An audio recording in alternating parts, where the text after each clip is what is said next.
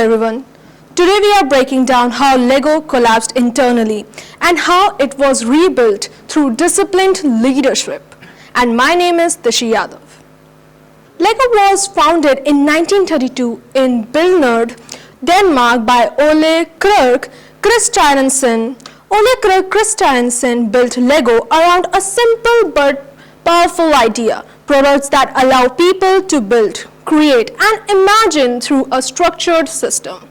Over time, this idea turned Lego into one of the most recognized toy brands in the world. Even during its crisis, customers continued to value the product. During the late 1990s and early 2000s, Lego was held by Kirk Christensen, a member of the founding family. Under this leadership, Lego focused heavily on rapid expansion, entering theme parks, media, and increasing complex product lines. The intention was growth, but the execution lacked discipline.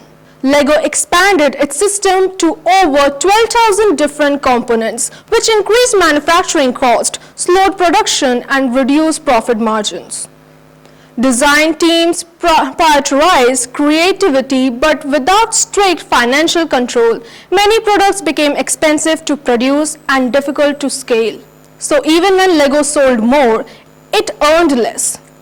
This is the real problem: growth without control. By 2003, Lego reported losses of around $3 million. Inventory piled up, costs kept rising, and the company struggled to regain financial stability.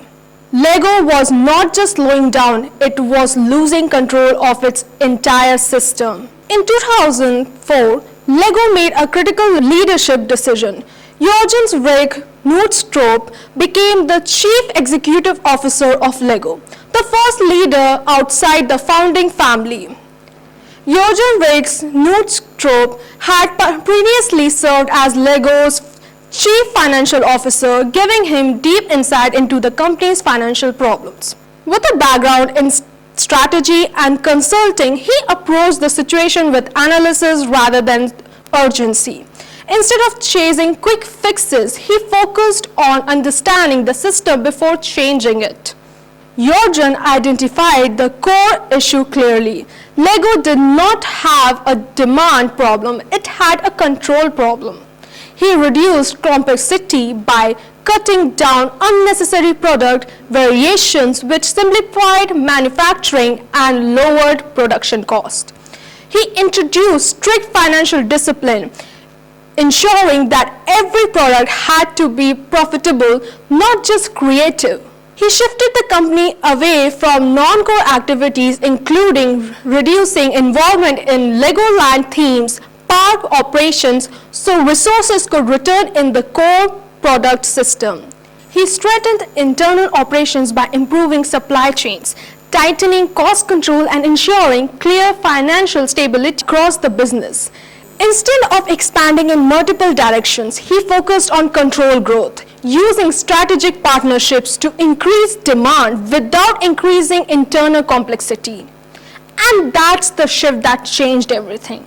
Lego was no longer trying to grow first and fix later.